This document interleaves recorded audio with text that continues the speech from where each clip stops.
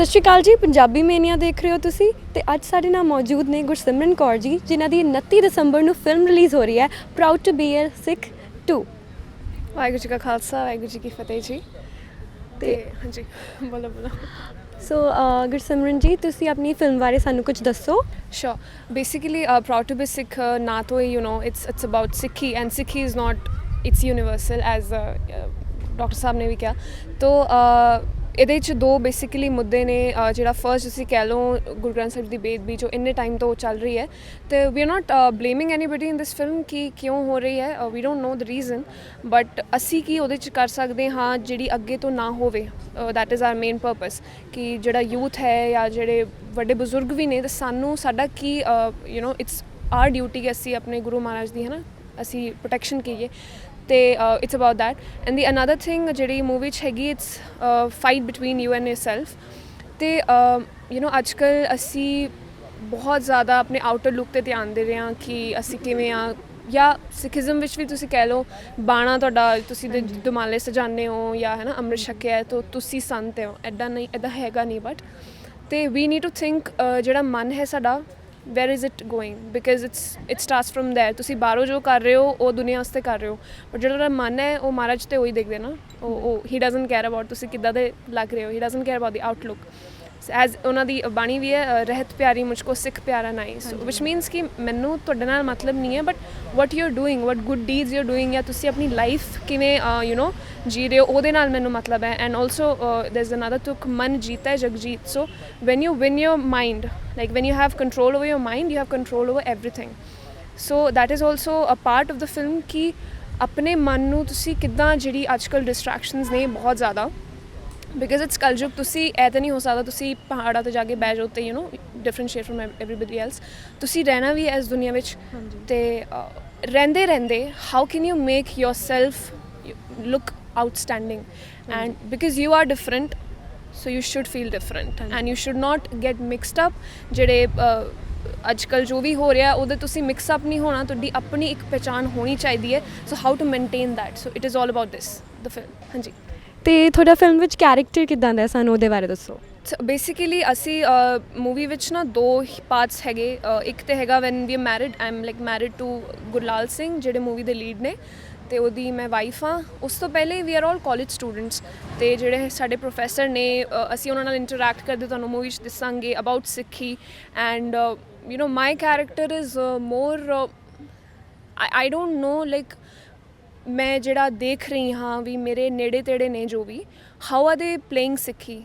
Basically ਉਹ ਅੰਦਰੋਂ ਕਿੱਦਾਂ ਦੇ ਨੇ ਅਤੇ ਬਾਹਰੋਂ ਕਿਵੇਂ ਲੱਗ ਰਹੇ ਨੇ। I am just observing things in this. My character will be like I am just observing things, and at the end of the film when I am his wife and everything. So I am really proud that journey ਜਿਹੜੀ ਰਹੀ ਸਾਡੀ from being college students to being husband and wife, so how we have changed our lives and the way of living, basically how beautiful Sikhs have we become।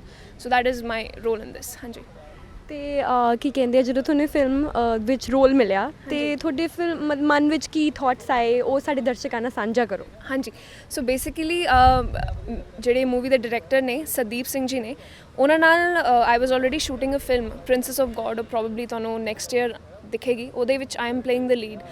ਅਤੇ ਅਸੀਂ ਉਹੀ ਕਰ ਰਹੀ ਸੀ, ਅਤੇ doctor ਸਾਹਿਬ ਦਾ ਉਹਨਾਂ ਨਾਲ ਗੱਲਬਾਤ ਹੋਈ, ਅਤੇ ਦੇ ਨੀਡਿਡ ਸਮ ਗੁਰਸਿੱਖ ਐਕਟਰ, ਬਿਕਾਜ਼ ਦਸਤਾਰ ਬਣ ਕੇ ਕਿਸੇ ਨੂੰ ਵੀ ਤੁਸੀਂ ਦਿਖਾ ਸਕਦੇ ਹੋ, ਬਟ ਦੇ ਵਾਂਟਡ ਸਮਬਡੀ ਵੈਰੀ ਰॉ। ਅਤੇ ਉਹਨਾਂ ਨੇ ਕਿਹਾ ਵੀ ਜੇ ਤੁਸੀਂ ਕਰੋ। I was honestly very busy that time, but ਮੈਨੂੰ ਡਾਇਰੈਕਟਰ ਸਾਹਿਬ ਨੇ ਕਿਹਾ, ਸੰਦੀਪ ਜੀ ਨੇ ਕਿਹਾ you have to do this, it's a good film. And I read the script, ਅਤੇ ਬਹੁਤ ਵਧੀਆ ਲੱਗਿਆ ਮੈਨੂੰ। And I was like it's a good thing. I mean I am promoting good, I am giving good message, so it will be a good thing for me as well ਜੇ ਮੈਂ ਇਹ movie ਕਰਾਂ।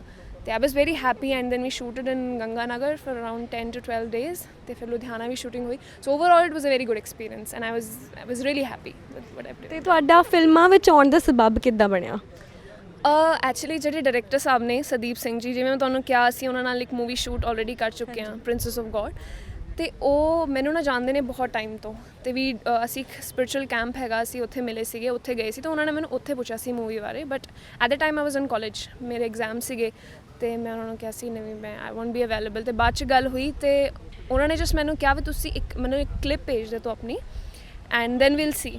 ਤੇ ਮੈਂ ਮੈਕਲੋਡਗਨ ਸੀਗੀ ਆਪਣੇ friends ਨਾਲ ਮੇਰੇ ਐਗਜ਼ਾਮਸ ਖਤਮ ਹੋਣ ਤੋਂ ਬਾਅਦ ਦੈਨ ਮੈਂ ਉਹਨਾਂ ਨੂੰ ਕਲਿੱਪ ਭੇਜੀ because he sent me the script and then he like it so much ਉਹਨਾਂ ਨੇ ਕਿਹਾ ਵੀ ਤੁਸੀਂ ਆ ਜਾਓ ਬੈਕ ਪੈਕ ਕਰਕੇ ਮੈਨੂੰ ਮੂਵੀ ਦੀ ਸਕ੍ਰਿਪਟ ਵੀ ਨਹੀਂ ਪਤਾ ਸੀ ਕੁਛ ਵੀ ਨਹੀਂ ਪਤਾ ਸੀ just those 2 scenes and I just went to Punjab and Punjab ਮੈਂ ਓਨੈਸਟਲੀ ਮੈਂ ਬਹੁਤ ਜ਼ਿਆਦਾ ਨਹੀਂ ਰਹੀ ਹਾਂ ਪੰਜਾਬ ਬਿਕਾਜ਼ ਮੇਰੇ ਬਹੁਤ ਸਾਰੇ ਰਿਲੇਟਿਵਸ ਨਹੀਂ ਹੈਗੇ ਪੰਜਾਬ ਦੂਰ ਦੇ ਰਿਲੇਟਿਵਸ ਨੇ ਤੇ I am born and brought up in Haryana ਅੱਛਾ in Rohtak. ਅੱਛਾ ਜੀ And then I shifted to Delhi.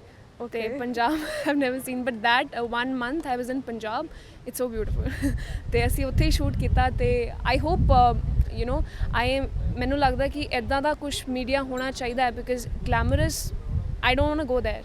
ਮੈਨੂੰ ਜਿਹੜੀ ਮੇਰੀ ਪਹਿਚਾਨ ਹੈਗੀ ਹੈ you know I want to remain like this and if I'm offered roles in this attire I would love to do them. This is also glamour indeed. This is also glamour indeed but you know some moral roles or something that gives a message not just anything ਤੇ yeah that's it ਤੇ ਤੁਹਾਡਾ film ਵਿੱਚ ਕੁਝ ਇਹੋ ਜਿਹਾ ਜਿਹੜਾ dialogue ਤੁਹਾਡੇ ਬਿਲਕੁਲ ਮਨ ਦੇ ਬਹੁਤ ਕਰੀਬ ਹੋਵੇ ਉਹ ਸਾਨੂੰ ਬੋਲ ਕੇ ਦਿਖਾ ਸਕਦੇ ਹੋ ਐਕਚੁਅਲੀ ਜੇ ਮੈਂ ਕਹਾਂ ਮੂਵੀ ਵਿੱਚ ਮੇਰੇ ਡਾਇਲੌਗਸ ਬਹੁਤ ਘੱਟ ਨੇ ਤੇ ਐਂਡ ਵਿੱਚ ਦੇयर ਇਜ਼ ਅ ਡਾਇਲੌਗ ਉਹ ਅਸੀਂ ਸਿੰਗਲ ਸ਼ਾਟ ਦਿੱਤਾ ਸੀ ਤੇ ਉਹ ਸਿੰਗਲ ਸ਼ਾਟ ਇਜ਼ ਸਮਥਿੰਗ ਜਿਵੇਂ ਇੱਕ ਤਾਂ ਹੁੰਦਾ ਕੱਟ ਕਰਕੇ ਪੂਰਾ ਟੇਕ ਤੁਸੀਂ ਬਣਾਇਆ ਇੱਕ ਇਜ਼ ਪ੍ਰੋਪਰ ਪੂਰਾ ਐਵੇਂ ਹੀ ਚੱਲ ਰਿਹਾ and it was a single take thing ਉਹ ਉਸੇ ਟਾਈਮ ਲਿਖਿਆ ਗਿਆ ਸੀ ਤੇ ਉਹਦੇ ਵਿੱਚ ਸੀਗਾ ਕਿ ਅੱਜ ਐਵੇਂ ਲੱਗ ਰਿਹਾ ਹੈ ਕਿ ਅੱਖਾਂ ਦੇ ਸਾਹਮਣੇ ਪੂਰੀ ਜ਼ਿੰਦਗੀ ਘੁੰਮ ਗਈ ਹੋਵੇ something like that I don't remember so it was like that because basically we were narrating the film